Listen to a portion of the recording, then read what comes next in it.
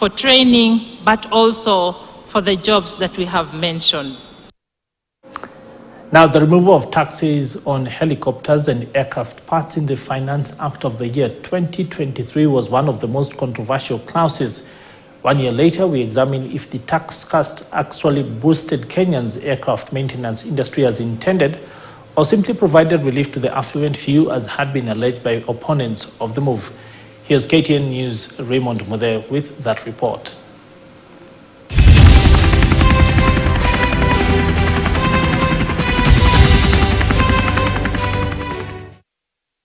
When the Finance Bill of 2023 was first made public in April last year, many Kenyans picked issue with just how fast the Kenya Kwanza government was gifting wealthy Kenyans in form of tax cuts, even as the rest of the country reeled under heavy taxation. From the controversial housing levy to the increase in the pay-as-you-earn tax rate for employed Kenyans, as well as an increase in VAT on fuel, the Finance Act quickly became one of Kenya's most fought legislations.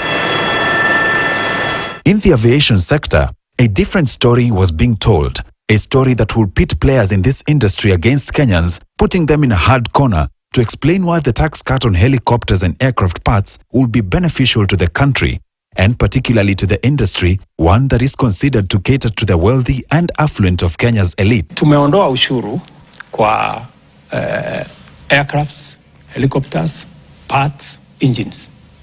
Nikasikia kaona watu wengi hapo wakisema unajua huyo president marafiki zake sijui tunasikia hata yeye yako na helicopter sijui katika ile project ya kawaida. Mimi nataka niwaeleze wa Kenya hivi. Tumeondoa ushuru kwa mambo ya aircraft kwa sababu Wilson Airport na Kenya is I think the second or third or fourth busiest airport in Africa. Hii Wilson Airport yetu hii. Na kazi kubwa ya Wilson Airport pale ni repairs, maintenance, and one more. We have a very big ecosystem of engineers and people who work in the aeronautical field who had shifted base kwa sababu wakati tuliweka hii ushuru yote wakahamia Tanzania, wakahamia Uganda. Tukapoteza biashara, tukapoteza ajira. Wilson Airport karibu inafungwa. So the same industry players kutoka Wilson Airport walikuja wakasema, jameni, mbona sasa mnatufanya tupeleke ndege zetu Tanzania ama Uganda? Na hapa ndio tuko na engineers, hapa ndio tuko na specialists ambao wanaweza kutufanyia hii kazi. It was purely because we are protecting our jobs and we are protecting our business. In the Act, the Finance and National Planning Committee, led by Molo MP Kuria Kimani, proposed to exempt aircraft importers from paying the 16% value-added tax while scrapping the 3.5% import declaration fee and the 2% railway development levy. This, on account of President William Ruto, would return the long-lost aircraft maintenance business to the country. But what do industry players have to say? We visited Peniel Air Limited, a private air charter company based at Wilson Airport, which operates both helicopters and fixed-wing airplanes. This is Captain Kai Tinga, a former army pilot with over 30 years in aviation. He will be flying us today in the Airbus AS350, one of those that fall under the category of tax exemption. I've been in the aviation industry for about 34 years now. Started flying in the army as a helicopter pilot for 10 years. Then I came to the civil aviation.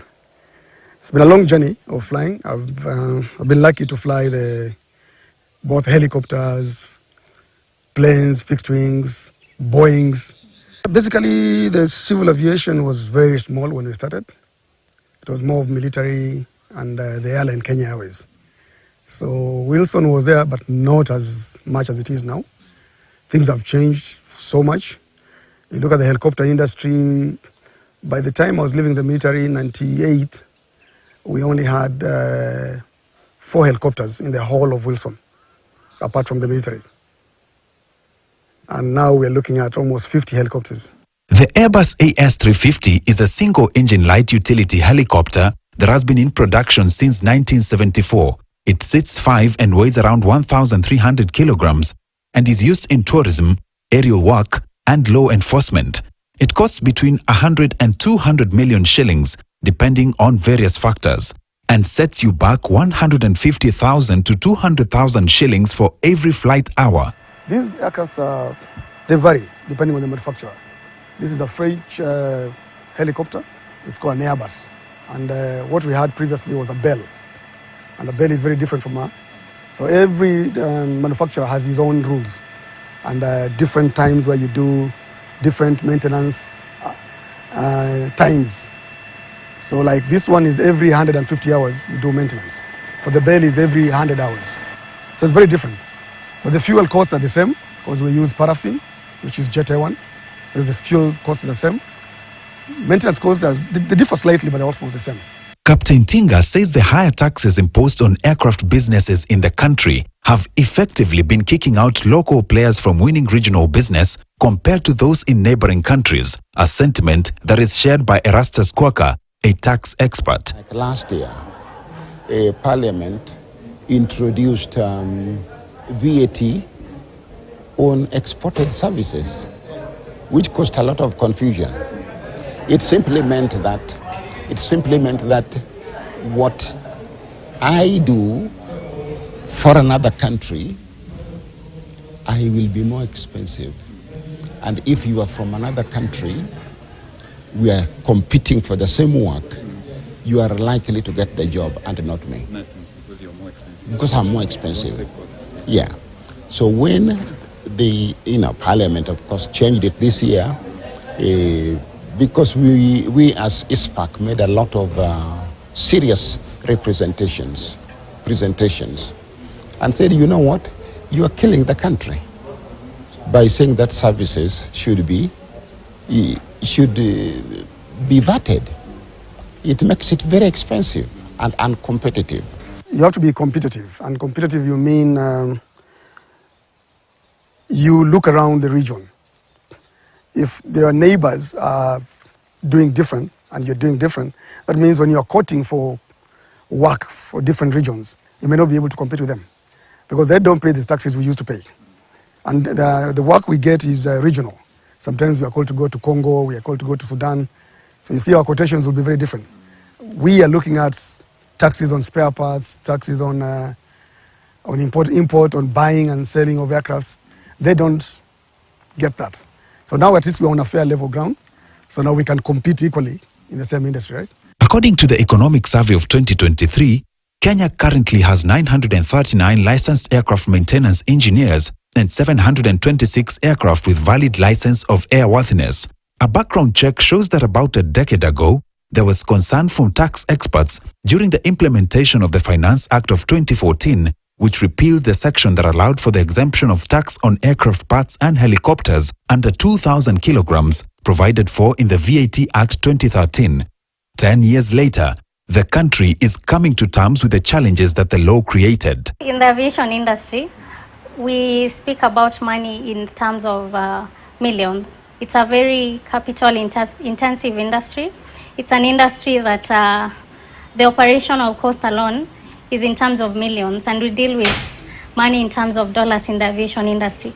So initially, before the finance bill was passed, for you to send out an engine or a spare part for overhaul and to ship it back, it would take about 2 weeks for you to clear it from the customs at JKIA, and this is because of the bureaucratic and hectic process that involved paying taxes, both to KRA, customs, and sometimes it also involves cabs, which for you to ground an aircraft for 2 weeks just because you have to clear your spare part and pay for taxes means a loss, a huge loss. We are talking about millions of losses.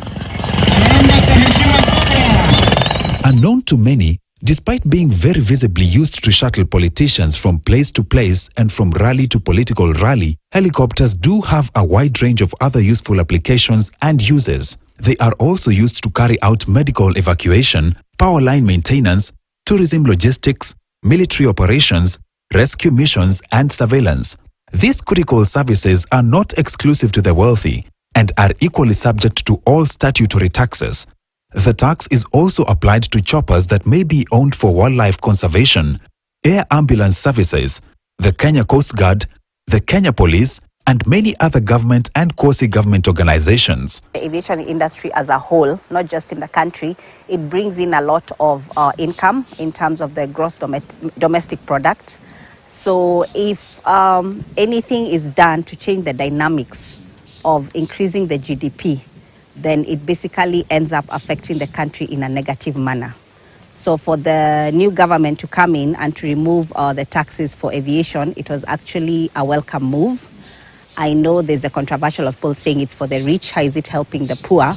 But you have to remember that when you look at aviation in general, it brings in things like tourism. Transport CS Kipchumba Murkomen, during the celebration of Jambo Jet's 10th anniversary, committed that it is the responsibility of the Ministry of Transport to nurture and support local airlines by making sure that the policy framework being put in place is going to assist them to grow, also noting that there has been an increased interest in carriers bringing their equipment for maintenance and repair works at JKIA. Even so, Erastus says it will take a lot more to bring back business into the country. If I was an investor with regard to those areas being targeted, like the motor vehicle circulation tax and things like that, I would say, no, let me wait. These people are not predictable. And all tax systems that seek to stabilize the economy, benefit the country through creation of employment and attracting new investments and things like that, we have to look at it with the eyes of what we call competitive strategy. The strategy should be saying, I'm competing against this country, this country, this country, with regard to this particular industry. What do? You don't have a revenue thinking approach. Where can I get money? We can grab it from here. No. You don't behave like that when you are considering this kind of thing nationally. The Economic Survey of 2023 released by the Kenya National Bureau of Statistics indicates that the cost of principal imports for aircrafts and related parts dropped by some 2 billion shillings, yet the number of landings and takeoffs increased by over 25% within the same period. Does this then cement the core claim that aeronautical business was lost to neighboring countries? Perhaps this may be the case, but only the Economic Survey of 2024 will paint the true picture of the effect of taxing the skies. Raymond Muthe for KTN News, Nairobi.